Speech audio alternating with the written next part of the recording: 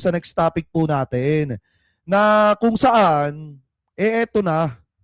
Etong patungkol po kay Ramil Madriaga kasi 'di ba ngayon medyo tinitimbang pa ng iba mga kababayang Pilipino po natin yung tawag dito yung sworn statement nito pong si Ramil Madriaga. Pero kung makikita nyo po nagsalita po itong si Atty. Palad at nilinaw ang panig nitong si Madriaga. Actually 3 days ago na itong balitang ito pero nakakita kasi tayo mga kababayan ng balita na pwede nating ma-connect po dito. Kasi nakakita rin tayo ng balita about po mga kababayan doon sa paninimbang di umano ng sworn statement nito pong si Madriaga. So ngayon, pakinggan po natin etong nakita po nating balita galing po sa Bilyonaryo News Channel. I-play na po natin mga kababayan. Kalokohan! Yan ang depensa ng kampo ni Ramil Madriaga sa paratang na lumitaw lang siya para patibayin ang impeachment complaint laban kay Vice President Sara Duterte.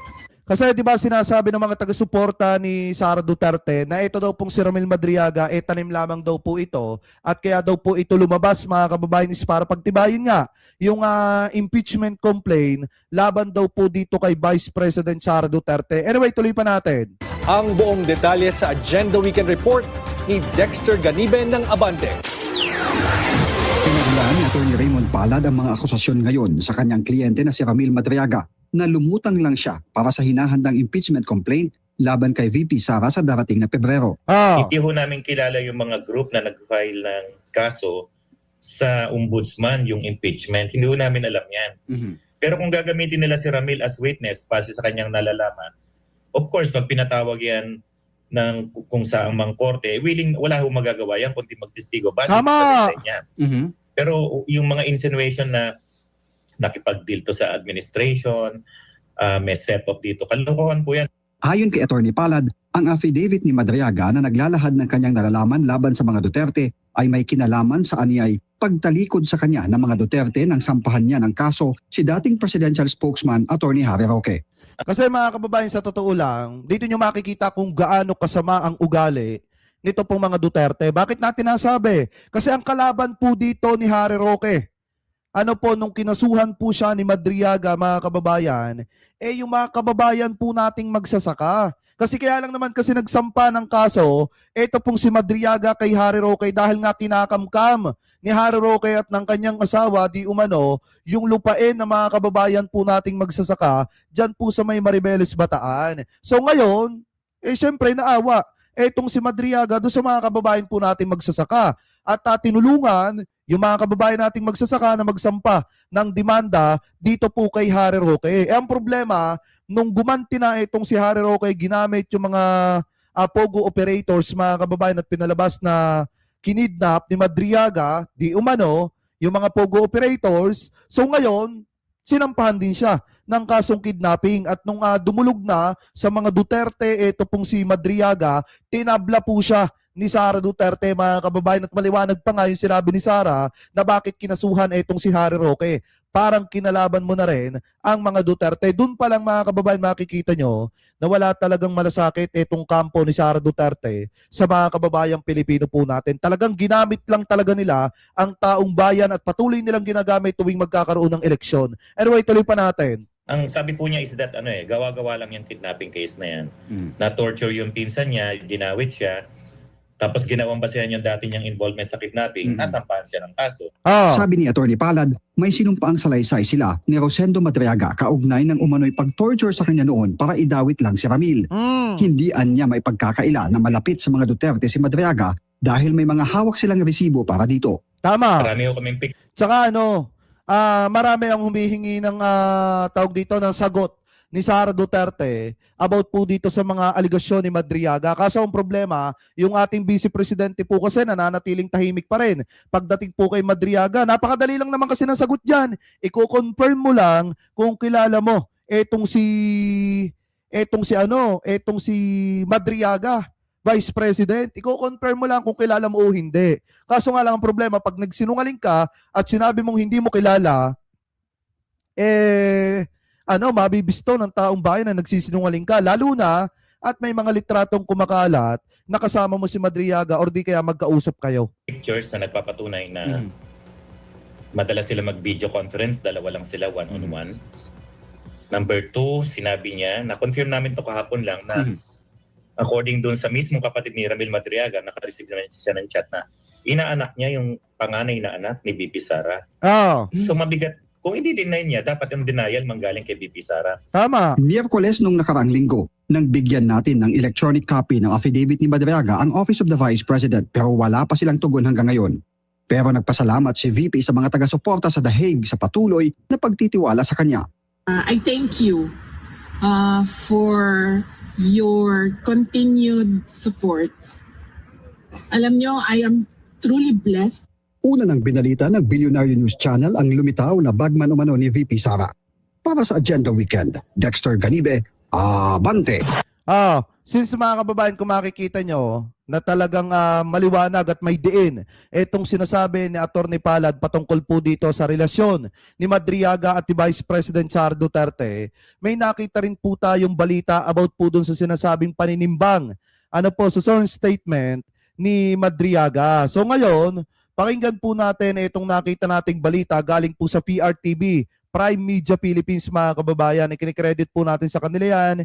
Hindi po yan natin at gagawan lamang po natin ng reaction video. So ngayon, pakinggan po natin yung sinasabi dito na paninimbang sa affidavit ni Madriaga at tinalakay sa with due respect mga kababayan. So pakinggan po natin. Nabunot sa Magic Ruleta ng programang With Due Respect ang dating security aide ni VP Sara Duterte na si Ramil Madriaga. Ang pagtimbang sa kanyang sworn affidavit na nagdadawit kay Vice President Sara Duterte sa pogo at pera mula sa droga sa report ni Zandro Ochona.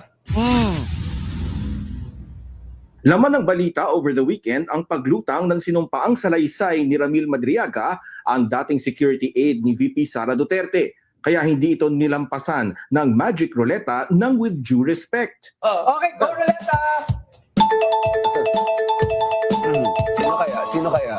Tingnan nyo Seryoso ka pare. Wow. Parang, oo. At Yeah. recently gumawa ito ng Wow. affidavit, no? Si Ramil Madriaga. Yeah. Oo, na medyo, ang sa affidavit Attorney niya, parating oo, yes yata. kinonect niya ang ating Vice President. Oo, ginamit ng pangkampanya ba? Tama ba, no? Na Right. pinondohan ng dalawang malaking mga issue na hinarap ng Pilipinas. Ang Ama. una ay Pogo. at pangalawa yung drug lords. allegedly Oo. to drug money. Yes. So, very, At allegedly involved din siya dun sa organizing yung presidential Oo. campaign for... at yun yung, kaya yung Tingin ng with due respect host na si Richard A. Darian, hindi simple ang relasyon ni Duterte at ni Madriaga. This is not just any relationship. Yan. It looks like it's an intimate enough in the sense that there's familiarity. Some would say operational familiarity. Para sa akin, of course, due diligence. Tignan natin ang background ng tao. I think he has been accused of some serious crimes. Let's remember. Kasi 'di ba, nai-issue nga ng kidnapping, ito pong si Madriaga mga kababayan, pero tingnan niyo naman, itong sila Scanias at saka itong sina Matubato. 'Di ba, nung una wala naman talaga naniniwala sa kanila. Pero kalaunan mga kababayan, habang tumatagal nung nararamdaman ng taong bayan na totoo ang sinasabi ni Arturo Las Cañas at saka po nitong si Matubato, kita niyo naman, 'di ba, lumabas din ang katotohanan. Anyway, tuloy pa natin. Las Cañas, Matubato, these are people na noong una walang naiwala sa kanila. Ano ba pinagsasabi niya? Eventually, yan ang testimony na ginamit ng ICC na dumaan sa pinaka-highest threshold ng evidence verification. Binigyang diin naman ni Carlo Flores na kumpara kay dating Ako Bicol Party List Representative Zaldico, si Madriaga ay may sinumpaang salaysay. Malaking bagay yung pumirma siya ng affidavit at sinabit niya talaga. Hindi kagaya ng isang congressman na nirelease lang via live stream ba? Tapos AI pa. 'Di ba, napakalaki talaga ng pagkakaiba. Yung kay Madriaga, nag-under oath siya. Nag-take po siya ng oath. Samantalang itong kay Zaldico mga kababayan, masasabi nga natin na natawag dito, talagang for social media lamang para i-destabilize ang gobyerno. Dahil nga, bukod sa hindi niya sinumpaan yung kanyang mga salaysay, maliwanag na AI pa yung ginamit mga kababayan doon sa video na nagsasalita itong si Zaldico. Anyway, tuloy pa natin. O ang kanyang mga allegations. So malaking bagay yun na that kickstarts the process of further investigation. At Aminado si Professor Clive Arguelles na nakadidismaya ang laman ng affidavit. Nung nakita ko yung affidavit at nabalitaan ko, ang ano ko dyan ay disappointed but not surprised. Kasi ang aligasyon laban kay Inday Sara ang ating ikalawang Pangulo, ginamit sa kampanya ay pera galing sa Pogo, sa isang bahagi, tapos yung iba naman ay galing sa drug lord. Ang unang-una ko talagang naramdaman ay, grabe, kung ito ay totoo, at syempre, i-verify pa, pero kung ito ay totoo, this is like, hindi lang ito regular na katiwalian o regular na illegal. This is highest form of betrayal of the Filipino people. Kasi Sakalian nilang mapatunayan na totoo ang aligasyon ni Madriaga, may implikasyon nito sa national security, human trafficking, transnational crimes, pati kidnapping na tingin nila ay mas masahol pa sa flood control projects. Ouch! Ang daming haharapin ni Sara Duterte kung sakaling mapapatunayan, mga kababayan, yung mga matitinding aligasyon nito pong si Madriaga. Diba? Biruin nyo, si Madriaga pa lang yung nagsasalita. Paano pa kaya kapag ka nagsalita pa yung ibang mga tinalikuran nito pong mga Duterte? Diba? Hindi lalo na nabaliw itong si Sara Duterte. Anyway, tuloy pa natin.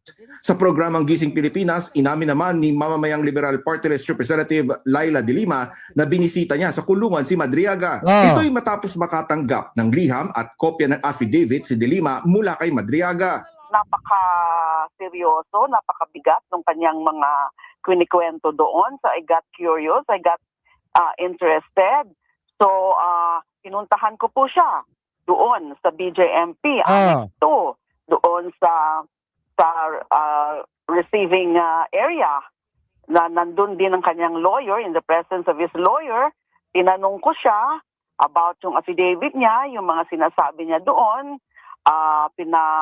Ano ko sa kanya, nagtanong ako ng mga detalye ng mga sinasabi niya doon.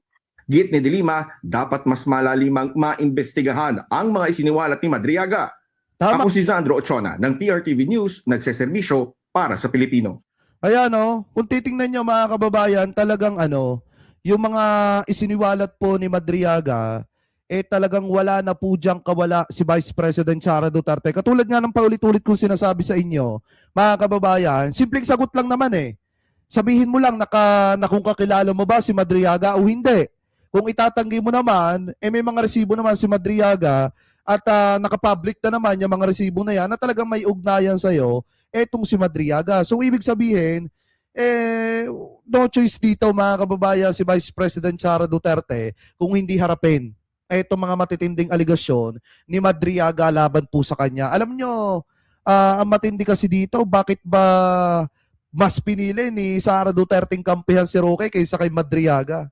Diba? Sa bagay, kung si Roque nga naman, yung susi ni Sara Duterte para kumita ng mas marami dun sa mga pogo, talagang kakampihan yan si Harry Roque, mga kababayan. So ngayon, kung titingnan ninyo, ayon naman po dito mga kababayan, talagang hindi po natin pwedeng baliwalain yung mga binitawan nito pong si Madriaga, lalo na at ito mga kababayan ay mismong nasa loob at naging bagman pa nga ni Sara Duterte. So kayo, mga kababayan, ano po masasabi ninyo? Hingil po dyan sa mga topic na yan na tinalakay po natin. Comment below na lamang po kung ano po ang comment at opinion po ninyo. Hingil po dyan sa mga issue po na yan na hinimay po natin. At bago po tayo pansamantala magpaalam, basa-basa po muna tayo ng ilan sa inyong mga komento at bati-bati na rin po. Ano po, shoutout kay Ma'am Weng Sabay, mega love shoutout po watching from Singapore. Ayan, mega love shoutout po sa inyo